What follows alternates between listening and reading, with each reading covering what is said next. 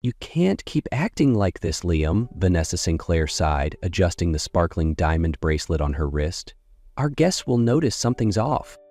Liam Carter sat stiffly in the private lounge of the upscale bridal boutique, watching as his fiancée examined her reflection in the full-length mirror.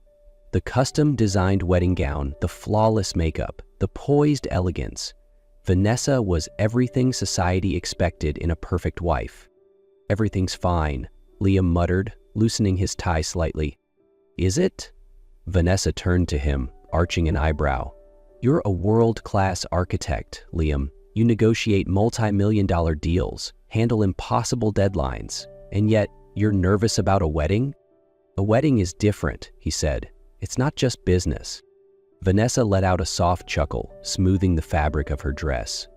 It is a transaction, in a way, a merging of two powerful families, a partnership that makes sense on every level.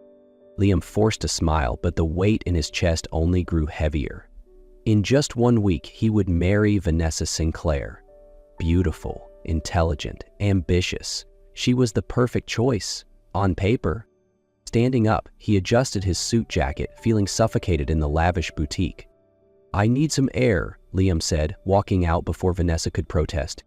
Outside, the cool spring breeze brushed against his face, but it did little to clear his mind. 1 more week. 1 more week until he was bound to the woman everyone said was perfect for him.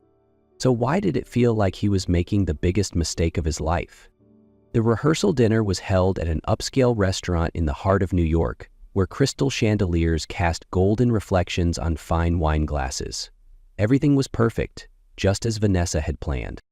Liam sat at the grand banquet table, only half listening to the chatter around him. Vanessa's parents were deep in conversation with real estate moguls, while his mother exchanged pleasantries with New York's top architects.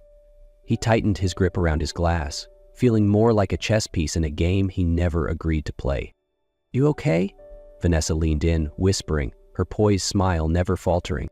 Yeah, just a little tired. We still have the bridesmaid and groomsmen introductions coming up. Try to keep up, she said, before returning to her conversation with an important guest. Liam sighed, rubbing his temple. That was when the MC's voice echoed through the speakers. And now, introducing the maid of honor, Emma Collins. Liam froze. That name.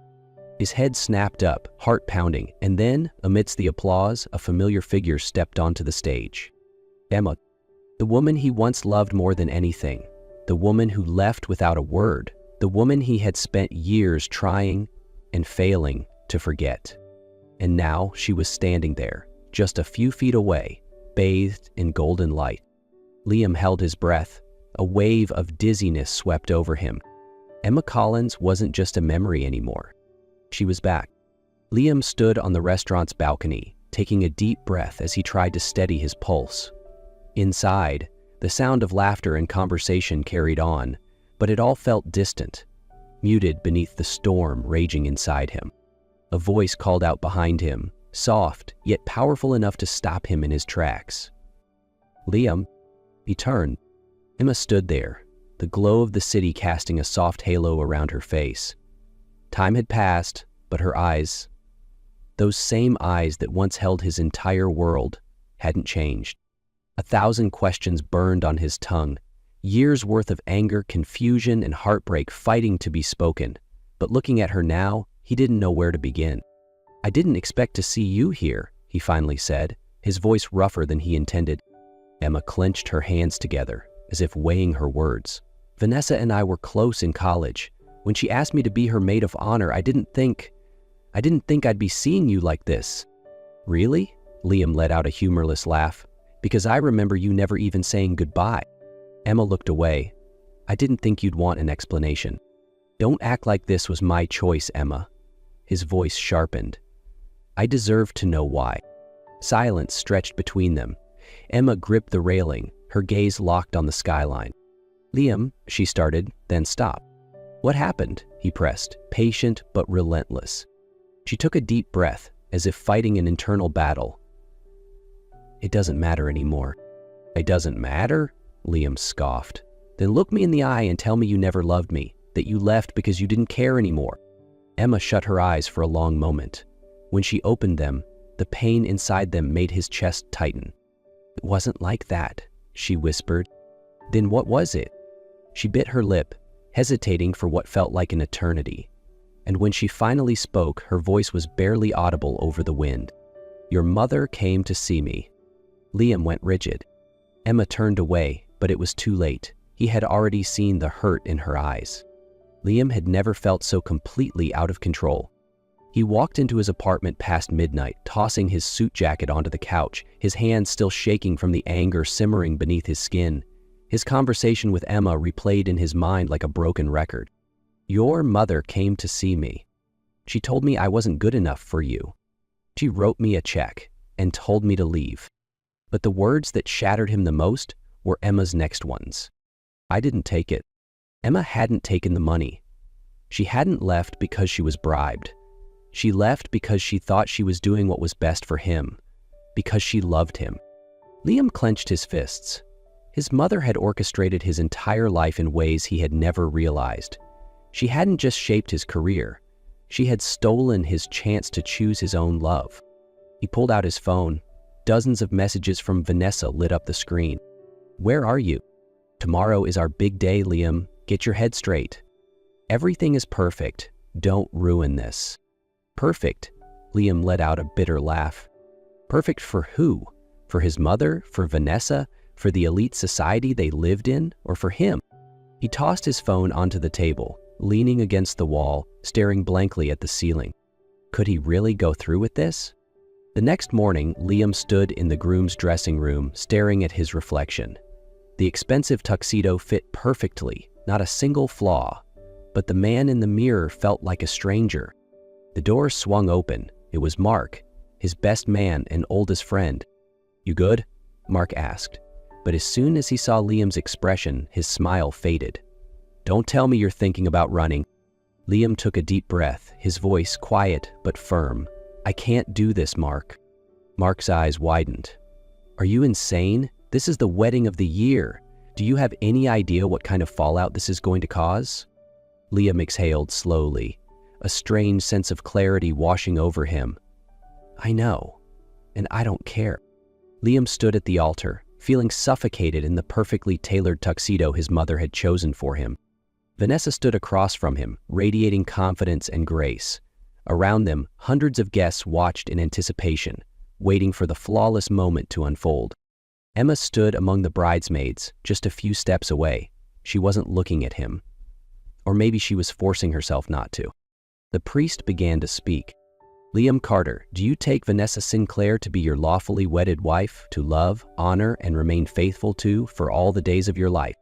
The air was so still, Liam could hear his own heartbeat. He opened his mouth, but no words came out. Vanessa gave his hand a slight squeeze. "Say it, Liam. Just finish this." Emma's fingers curled tightly together, tension radiating from her posture. Liam looked directly at the priest. "No." A shocked gasp rippled through the crowd. Vanessa went rigid. "Liam? What?" Liam inhaled deeply, feeling like he was breathing freely for the first time in years. "I can't do this, Vanessa. I'm sorry." Around them, whispers erupted. His mother shot up from her seat, her face draining of color. Vanessa, the woman who was always in control, always composed, was, for the first time, speechless. "Liam, what the hell are you doing?" But Liam didn't answer her. He turned to Emma. Emma was staring at him, utterly frozen. And before she could react, Liam stepped down from the altar and took her hand. "Come with me." "Wait, Liam." Emma shook her head, panicked. "You can't just..." "I just walked away from this marriage in front of hundreds of people, in front of my mother, in front of the entire world." He tightened his grip on her hand. "If you're running again, then this time, I'm coming with you." Emma's eyes were wide, filled with 1,000 emotions. Then, wordlessly, she gripped his hand tighter. Together, they walked out of the church, leaving everything behind. Liam had no idea how far they had run. All he knew was that as the church doors slammed shut behind them, the world suddenly felt quiet. No more gasps from the crowd, no more rage from his mother or Vanessa. Just the sound of their footsteps against the pavement of a New York street. They stopped in a small park, breathing hard, their hands still locked together. Emma was the first to speak.